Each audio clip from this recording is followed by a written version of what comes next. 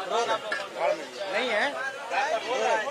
सासाराम में ये चाय की दुकान है, लेकिन चाय की दुकान और चर्चा की जगह ज्यादा है। सुबह शाम तमाम लोग सासाराम के यहाँ पे इकट्ठे होते हैं और बातचीत करते हैं, चर्चा करते हैं कि क्या राजनीतिक माहौल है और क्या कुछ चल रहा है। इसी को लेकर के तमाम लोग यहाँ पे चाय पी रहे हैं और चाय से ज्यादा चर्चा कर रहे हैं।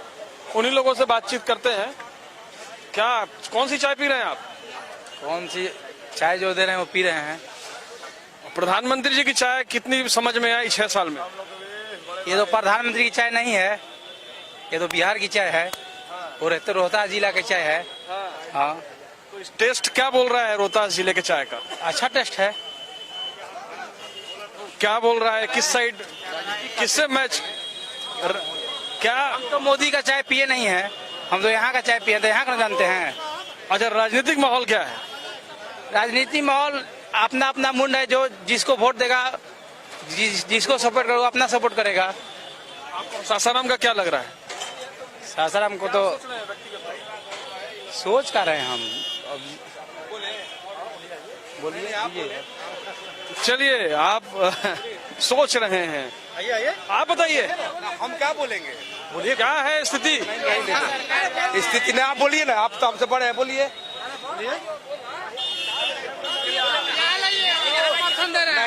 नहीं ना बोलेगा हमसे। आप बताइए क्या बोल? मोदी का समर्थन दे रहे हैं। तो मोदी के कैंडिडेट तो यहाँ है नहीं। अरे तो तू है ना, गठबंधन है ना, तू एनडीए की सरकार बनेगा। एनडीए को सपोर्ट कर रहे हैं आप? जेडीयू का समर्थन कर रहे हैं। आपको क्या लग रहा है? क्या कौन पार्टी? कुछ नहीं। आइए आइए, क्या लग रहा है सासाराम में?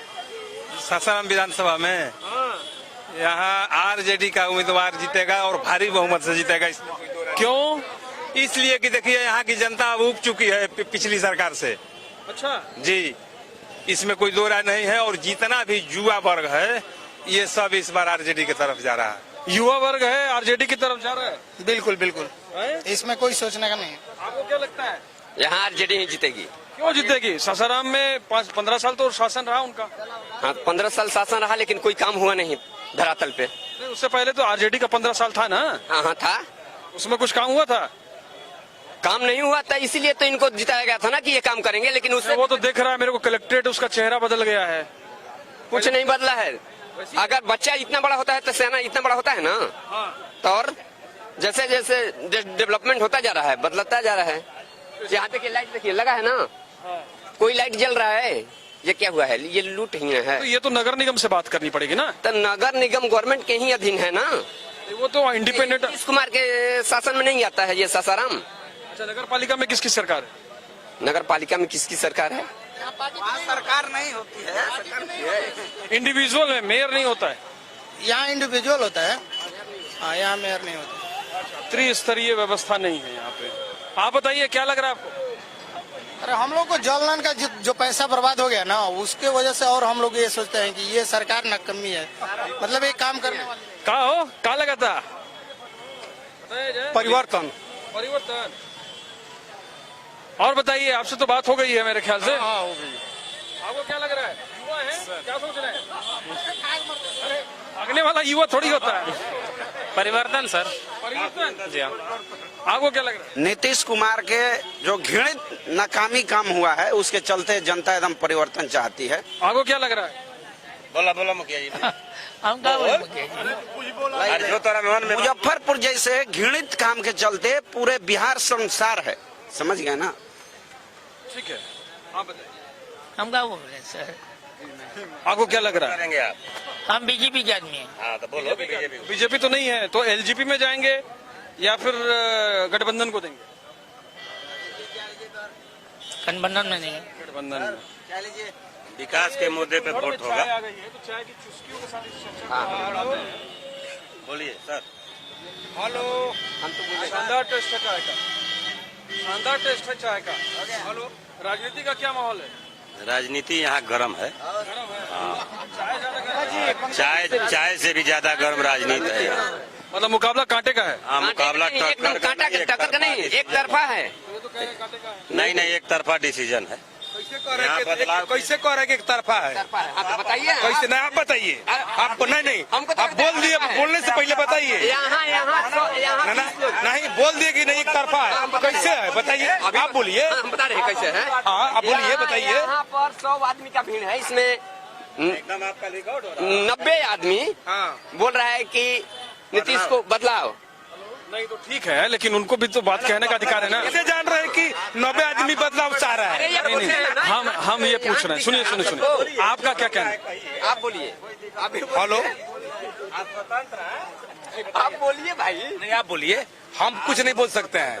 आप कुछ बोलेंगे? नहीं बोल पाएंगे ना, हम नहीं बोलेंगे। तो फिर बोलिए। कैसे नहीं बोलेंगे? यह घंटा कुश्ती का लड़ाई है, कैसे? कहा है ना, हाँ, तो यही बात बोलिए घंटा ना। कुश्ती का लड़ाई है, तो कैसे बोले? हम नहीं ना बोल पाएंगे। नहीं, हम अपना कुछ नहीं बोल पाए, सब ठीक है, हम जान रहे हैं। इसका मतलब परिवर्तन की तरफ ही भी है। वो बात नहीं है। तो क्या बात है बिहार में के बा? रोजिए, हेलो, आप बताइए, एलजेपी सपोर्टर है हम लोग। चिराग पासवान को मुख्यमंत्री बने। क्या कर रहे हैं चिराग पासवान? जीतेंगे तब न करेंगे, जीतेंगे तब न करेंगे, इनका सरकार बनेगा तब न करेंगे।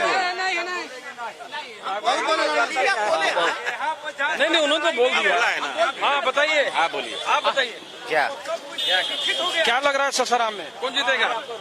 सासाराम में तो जीतेगा वो तो उस वक्त जब पोलिंग बूथ पे लोग जाएगा अपना वोट देगा, उस वक्त के बाद जब गिनती। आप किसको बोल रहे हैं? आप मैं जिसको वोट देना तो अपने मन में कि मैं रखा हूँ, जिसको देना है वो गुप्त रूप में दिया जाएगा। बाकी सब बोल रहे हैं। हाँ, आपको सरकार का कामकाज कैसा लग रहा है? हमारी सरकार को काम काज तो ठीक चल रहा है, और जो भी आएगा नया के लिए आएगा, नया युग के लिए आना जरूरी है। इस नया युवा पीढ़ी में मतलब चेंज होना चाहिए, जरूरी है चेंज। तो चेंज के दो चेहरे हैं, एक चिराग पासवान भी हैं और तेजस्वी यादव भी हैं। अब यही दोनों में जो है, आपको किसका मतलब बात जमता है? दोनों को काबिल है, दोनों युवा पीढ़ी है दोनों। चलिए आप लोग बताइए भाई, आप लोग तो व्यापारी आदमी हैं, छोटा मोटा धंधा कर रहे हैं, सरकार के कामकाज से संतुष्ट हैं? बोलो जी, आप अपना बताइए ना। हम क्या बोलेंगे, हम बोले ये नहीं करेगा। चलिए बाबा, एक मिनट बेचने वालों से पूछिए ये जो है कोर वोटर है और बहुत महत्वपूर्ण वोट है, लेकिन आपको क्या लगता है? आप बताइए, आपको क्या लगता है? बोले जो इच्छा करे वही बोले। अरे हम क्या बोले, आपका कामकाज ठीक चल रहा है? हम लोग का बिजनेस सही नहीं चल रहा, धंधा तेजी से। हाँ, तो किसका नुकसान, कौन करवा रहा है नुकसान? अब कौन का? अरे बोलो ना जी, अरे हमें बोल ही नहीं आ रहा, क्या बोलना है? नीतीश को वोट करोगे कि राजद को वोट करोगे? आप लोग कुछ बोलना चाहेंगे? प्याज का दाम तो बहुत बढ़ गया। प्याज का दाम सर बढ़ा है, जहाँ तक यहाँ के जो होलसेलर लोग बोल रहे हैं कि महाराष्ट्र से प्याज की आवक नहीं आ रही है, उसी वजह से प्याज का रेट बढ़ा है। अच्छा, अब प्याज जो था पहले स्टेट गवर्नमेंट कंट्रोल कर लेती थी, लेकिन अब नया कानून आ गया है एग्रीकल्चर का कृषि का, अब उसके बाद कंट्रोल नहीं है, मतलब आप कार्रवाई नहीं कर सकते, जितना जो चाहे जमाखोरी कर सकता है सिर्फ आपात स्थिति में। तो इसको किस तरह से देखते? इसमें सर कोई उपाय नहीं है। अभी 3 दिन पहले केंद्र सरकार ने एक नया नियम लगाया है कि होलसेलर 2.5 टन प्याज रख सकते हैं और रिटेलर 1 टन प्याज रखते हैं या 500 किलो। ये हम कंफर्म नहीं है, लेकिन 500-1000 क्विंटल का रिटेलर। चुनाव में ये मुद्दा बनेगा लग रहा है? बन भी सकता, नहीं भी बन सकता है। आपको क्या लग रहा है, ये सरकार जो काम कर रही है 15 साल से, आप कितने संतुष्ट हैं? 0। हाँ, तो क्या लगता है बदलाव होगी, चेंज किया जाएगा, चेंज किया जाएगा। नया प्लान नहीं है, नया नहीं होने का क्यों कारण नहीं है कि 15 साल में आपने किसी को कोई रोजगार नहीं दिया, कोई रोजगार नहीं है। अभी जैसे मेरा घर यहाँ चौरतकिया में है, यहाँ 15 साल में, ठीक है, 15 साल में चौरतकिया में आज तक हम लोग पानी आज भी पीने के लिए ना होगा, या तो 25 रुपए का फिल्टर पानी खरीदिए, या वार्ड नंबर 13 का मैं बता रहा हूँ, वहाँ का नागरिक हूँ। वार्ड नंबर 13 में आज भी या तो मुझे पानी पीना है, या तो समरसेबुल मेरे पास है वो मैं पीऊंगा, या फिर 25 रुपए का जर्किन खरीदूंगा, या फिर दुर्गा मंदिर से पानी लेकर आऊंगा और वो पीऊंगा। एक सुबह नल भी चला करती है शायद 5 मिनट 10 मिनट के लिए। सुबह में नल हमारे यहाँ आता ही नहीं है, नहीं आता है। हम क्यों इनको वोट देंगे? ये 15 साल और 20 साल और 30 साल से लोग जो है दाल भात कर रहे हैं और पानी का सुविधा नहीं है हमारे पास। बुनियादी समस्याएं हैं जो जस की तस है, कई सालों से है ये। जो तैयारी करने वाले बच्चे हैं कंपटीशन की, दिन रात एक करके रात भर जग करके आंख लाल लाल कर करके तैयारी कर रहे हैं, और जब परीक्षा देने का टाइम आता है तो परीक्षा कैंसिल हो जाती है। परीक्षा देने के बाद भी परीक्षाएं कैंसिल हो रही हैं। बच्चों का क्या स्थिति बना हुआ है। सरकार जो तैयारी करने वाले बच्चों का है भविष्य एकदम चौपट कर दिया। जो आज 8 साल 10 साल से लगे हुए हैं, रेलवे में हो चाहे बीपीएससी वाले, एसएससी का वही हाल है, दरोगा की बहाली का वही हाल है। सारे जो स्थिति है, जो युवाओं की स्थिति है, एकदम चाट गए हैं। मेरा सवाल है माननीय प्रधानमंत्री जी से, यह आपका कैसा आरक्षण है कि स्वर्ण के लिए 10 लाख का क्रीमी लेयर और ओबीसी के लिए 4 लाख का क्रीमी लेयर? जब गरीब है तो दोनों गरीब है, दोनों को एक श्रेणी में नहीं रखे। और यहाँ पर जब आए मोदी जी स्वरा हवाई अड्डा पर, मोदी तो कहते हैं वो खुद ओबीसी हैं, तो ये प्रॉब्लम वो समझ नहीं पा रहे हैं क्या? अब देखिए मोदी जी कहते हैं खुद ओबीसी हैं। आप मान लीजिए कि राम गोविंद जी हरिजन कास्ट से आते हैं, लेकिन उन्होंने जितने ये मोदी जी की बिल गई उसमें एक पर भी उंगलू नहीं उठाए।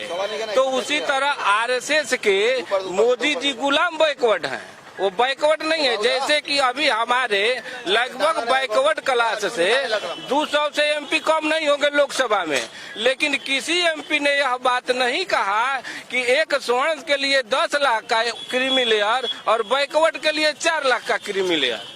यह कहाँ का न्याय है? तो उसी तरह जैसे राम गोविंद जी है जो भी साइन भेजते हैं, जैसे कृषि बिल, अभी आप देखिए कि यह लहसुन है, यह प्याज है, क्या पंचायत स्तर तक यदि इसकी व्यवस्था की जाती कि कोल्ड स्टोरेज में रखा जाए तो आज हमको ये 40 और 50 रुपए किलो नहीं खरीदना पड़ता। 60 रुपए किलो प्याज है, 70 का वहाँ 70 का है, 60 का है, वहाँ तो बड़ा वाला 70 का है। तो अब बताइए कि यह क्या व्यवस्था है? आप कहते हैं किसान की आमदनी दुगुना कर देंगे, तो भैया दुगुना करने के लिए कौन कौन नीति बनाए? किस खेत तक आप अंतिम छोर तक पानी ले जाने की व्यवस्था किए? यह तो कांग्रेस का देन है कि उन्होंने आप कांग्रेस है क्या? ना भैया, हम तो भाकपा माले लिबरेशन के हैं। गठबंधन बात बसा, पैसे LIC के एजेंट है। आप सुन लीजिए, मोदी जी LIC में IPO ला रहे हैं, क्या जरूरी है? यहाँ पर 48 करोड़ व्यक्ति का बीमा धारक का उसमें पैसा लगा है। जब 1956 में राष्ट्रीयकरण हुआ था तो आप 5 करोड़ दिए थे।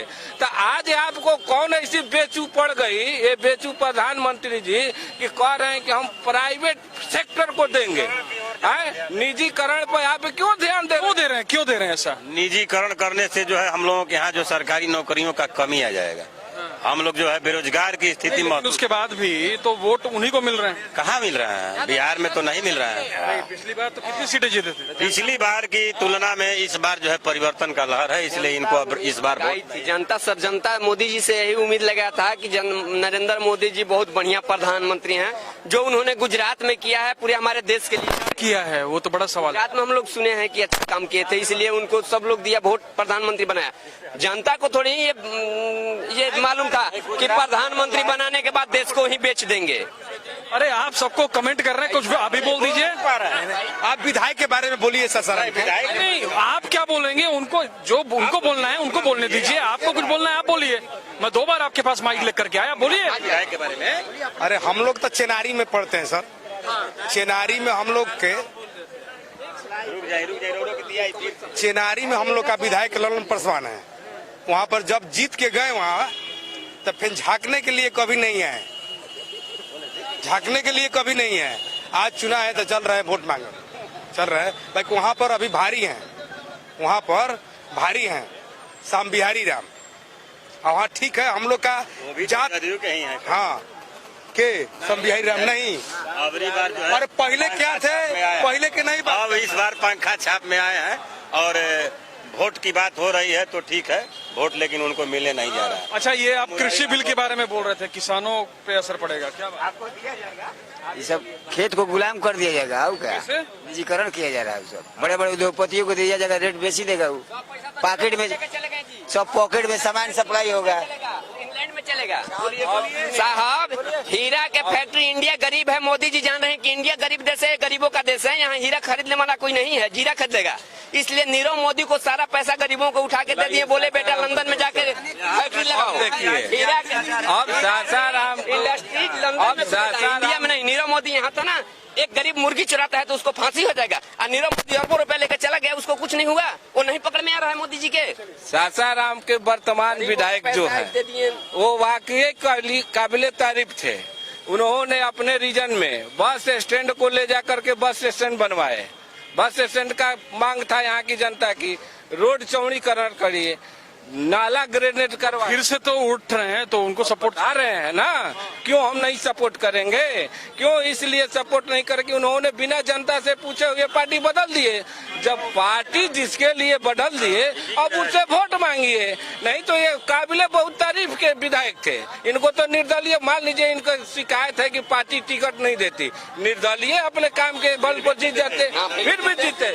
चारों तरफ सासाराम के चारों तरफ रोड का जाल बिठा दिए, ग्रीन रोड का विकास किए। ऐसा नहीं है कि हम बुड़बक पर विधायक थे, अब बताते हैं बात यही है। इसीलिए उनसे जनता नाराज है, और ये जिस वोट के लिए गए वही वोट उधर पलटी मार दिया। अब असली राजनीति यहाँ पर आ गई है। असली राजनीति आ गई है कि जो जीतेगा वही सिकंदर होगा। वार्ड नंबर 1 10 है, वहाँ सालों भर चलता है, क्या कहला कि पंपी सीट वह नाली है। हम लोग का जोगी एक वार्ड पार्षद है, वो बेचारा ईओ से, कलेक्टर साहब से, योजना आयोग से हमेशा टेलता है, लेकिन उसकी बात को लोग नहीं सुनते हैं। यही सब मुद्दा है। ऐसा नहीं है कि यहाँ के माननीय विधायक जी बढ़िया काम नहीं किए, अंतर है। लेकिन जिसने जनता को धोखा दिया, नीतीश कुमार, उसी के पार्टी में चले गए। उनके यहाँ ना जाने से, पलटू राम के पास ना जाकर के निर्दलीय विधायक लड़ते हैं और ये फुल बहुमत से जीतते हैं। जी, आप क्या कहते हैं? सर क्या कह सब कोई तो सबुनिया खाली अलग अलग बा, हाजबा एके बा, भेसवा खाली लोग बदल देता, बुझाइल ना। ये लोग के अब ऐसा समय एगो आई कि जनता पब्लिक मरी हन, गांव में जो यहाँ जाता कोई पार्टी होके मरी हन। ये लोग नेता नहीं, हम ना के नेता हो गए। ये सासाराम जिला मुख्यालय है, इसका स्थिति देखिए। अभी रोहतास जिला में 1.5 लाख राशन कार्ड ऐसे ही रखा गया, अब उसको जलाने के प्रयास किया, फिर 3 बार भरा गया, एसडीओ का फिर से भरिए, अब भर के रखा गया, नहीं बन रहा। चलिए, तो इस चर्चा को यहीं पे विराम देते हैं, अगले सफर पर चलेंगे। एक मेरी सबसे बड़ा समस्या है पत्थर और बालू। सबसे बड़ा सर पत्थर उद्योग समस्या है। अभी चुनाव हो रही है ना, किसी पार्टी ने उस बारे में नहीं बोल रहा है कि पत्थर उद्योग किस तरह से चालू होगा। इसी पत्थर उद्योग जब चालू था तो यहाँ व्यवसायी खुश थे, सारा जनता खुशहाली थी, बाहर से लोग आते थे। लेकिन यह पलटू राम की सरकार ने इसकी नीति नहीं बनाई और एक पूंजीपति एक हॉस्पिटल के चलते पूरे गरीब जनता को पीस करके मुआ दिया और पत्थर उद्योग को बंद कर दिया, पत्थर बंद कर दिया, माटी तक बंद किया था कि माटी मत उठाइए। चलिए, तो नाराजगी सरकार से दिख रही है। हालांकि कुछ लोग ऐसे हैं जो ये मानते हैं कि नीतीश ने अच्छा काम किया, उसको मौका मिलना चाहिए। लेकिन बड़ा सवाल ये है कि 15 साल का एंटी इनकम्बेंसी साफ तौर से प्रोमिनेंट तरीके से नजर आ रहा है। तो इस चर्चा को अभी फिलहाल यहाँ पे विराम देते हैं और सफर पर निकलते हैं, अगले किसी विधानसभा में और लोगों से बातचीत करते हैं और वहां के मिजाज को टटोलने की कोशिश करते हैं और जानते हैं कि क्या है यहाँ पर।